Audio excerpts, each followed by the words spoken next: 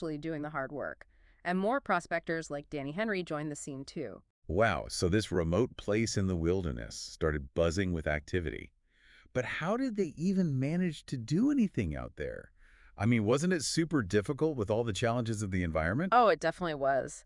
Think dense forests, freezing temperatures, and basically no infrastructure to speak of. So how did they get anything done? Did they, like, invent a wilderness Uber or something? Haha, not quite. But they were incredibly resourceful. Float planes and bush planes were their lifelines. They brought in everything they needed.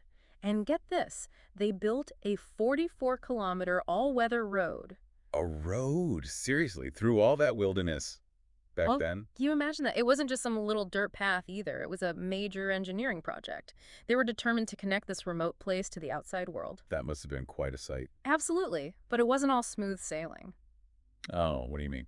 Well, with all those claims and everything, things got a little complicated. I see where you're going with this. Yeah, there were some disputes, legal battles even. People jostling for position. Fortunes were at stake, after all. It's like that saying, right? There's gold in them, there are hills, and trouble too. Exactly. But eventually they divided the territory, drew lines in the wilderness. So it wasn't just about rocks and minerals, huh? There was a whole lot of human drama unfolding up there in Manitowocz. Absolutely. From a handful of prospectors to a wave of investors, companies, and then disputes, Manitowocz was becoming quite a story. And we're just getting started. This remote outpost was about to transform into a full-fledged town. A real boom town. Exciting. So it wasn't just about the copper and zinc anymore. Nope, things were about to get even more interesting. Buckle up. I'm ready for the ride. Welcome back to our deep dive into the Manitowocz mining venture. Last time, we left off with this tiny outpost on the verge of becoming a real town. Yeah, the copper and zinc discoveries basically set the stage for a classic boomtown story. And that road they built, that 44-kilometer road, that must have been a real game changer, right? Hard to imagine what it was like before that. Oh, it was a completely different world before that road. I mean, think about it. Manitowocz was basically just a bunch of tents and temporary shelters, supplies, and people coming in every now and then, usually by air. So life was tough. Oh, incredibly tough. Harsh, unpredictable, isolating. But then that road changed everything. So what happened? Did the town just explode overnight once that road was finished? Not exactly explode, but the transformation was incredible. Supplies started flowing in more regularly, travel became easier, and you could feel this sense of permanence starting to take hold. The tents started to disappear, replaced by real buildings. Businesses popped up, and people just kept pouring in, looking for a chance to make it big. Wow, what a story. But this wasn't just happening in isolation, right? It was the post-World War II era. The whole world was rebuilding and recovering. Absolutely. And the demand for resources, particularly metals like copper and zinc, was through the roof. They needed those materials for everything, rebuilding war-torn countries, fueling industrial growth. Everyone wanted to move forward after those years of conflict. So Manitowocz played a role in all of that. A vital role. The copper and zinc they mined there, it was shipped all over the world. I mean, think about it. This little town in Canada helping the world get back on its feet. It's pretty amazing. It really shows you how connected the world is even back then. And that connection wasn't just about the metals themselves, right? There's all that infrastructure they built up there. Oh yeah, that infrastructure played a huge role. The roads, the railways, the airstrips, they didn't just disappear after the initial boom. They opened up the entire region, making trade and travel easier. So it was more than just extracting resources. It was about creating a lasting impact. Exactly. They transformed the landscape, not just physically, but economically, too. It spurred growth, connected communities, and really shaped the future of the whole area. It's like that road they built. It was a catalyst for everything that followed. And let's not forget about the people who made it all happen, right? The prospectors who took the initial risk, the investors who put their money on the line, the workers who toiled in those tough conditions, and all the families who built their lives up there. It's a testament to human ambition and resilience, wouldn't you say? All those challenges, all the uncertainty, but they kept going, driven by dreams of a better life, fueled by the excitement of discovery. And what about those original prospectors? DeWittowicz, Forster, and Barker, they became pretty famous, didn't they? What happened to them after their initial success? Well, their stories took different paths. Some guys, like Dawidwich, I think, they just couldn't resist the thrill of exploration. Hmm. They kept on prospecting, always on the hunt for the next big find. So they were hooked on the adventure, Exactly. But others, like Forster, I believe, they took a different route. Invested their winnings in businesses, real estate, helped build up Manitowaj and the surrounding area. So their success wasn't just about striking it rich. They became part of the community's growth. Right. And it shows that there are so many ways to contribute to a venture like this. It's not just about finding the ore, it's about the vision, the dedication, that entrepreneurial spirit that turns a discovery into a thriving town. It reminds me that behind every boomtown, there are countless individual stories. Stories of ambition, risk, and resilience. And that brings us to a crucial question, doesn't it? What was life really like for the people who actually lived and worked in Manitowaj during this boom? What challenges did they face? What were their triumphs?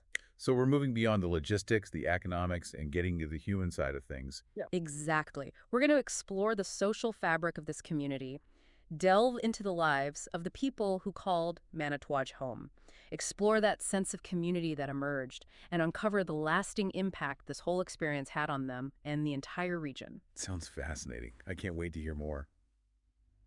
Welcome back to our deep dive.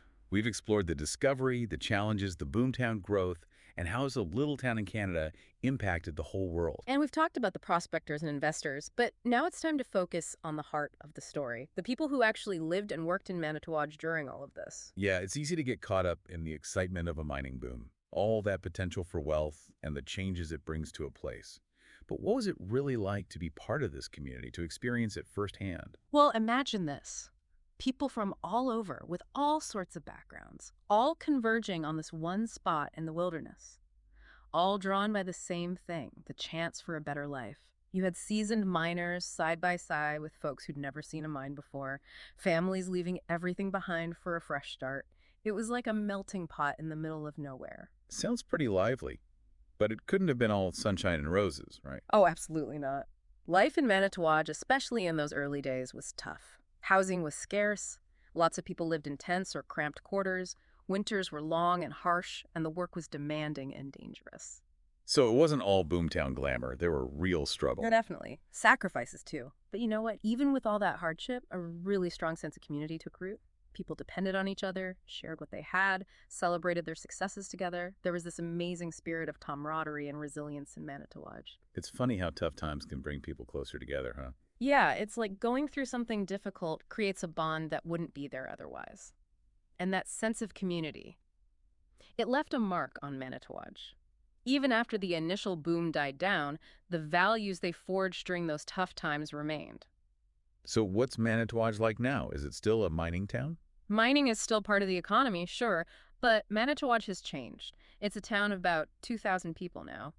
Tourism and forestry are pretty important too these days. So the legacy of the mining venture goes beyond the copper and zinc they pulled out of the ground. Oh, absolutely. Think about it. All that infrastructure they built, the skills people learned, the sense of community, it all played a part in shaping Manitowaj's future. Those stories, those memories, they connect people to this place. That's a kind of legacy too, right? Exactly. The story of Manitowaj isn't just about resources. It's about the people, their determination, their ability to overcome challenges, and the power of community. It's a story about the human spirit. And before we finish up, I wanted to mention our sources one last time, that podcast script we've been working with. It reminded me that history isn't just about dates and facts. It's about people's stories, their choices, and how those choices shape the world. And it's up to us to keep digging into those stories, to find the details that make history come alive. We've talked about the prospectors, the investors, the workers, and the whole community. But there's one group we haven't really addressed, the First Nations people who've called this region home for centuries. How did the Manitowaj mining venture affect them? You're right. We should acknowledge that. And it raises some tough questions. Whenever you have a project like this, especially resource extraction, it impacts the indigenous communities, the people coming in, the changes to the environment, the economic shifts.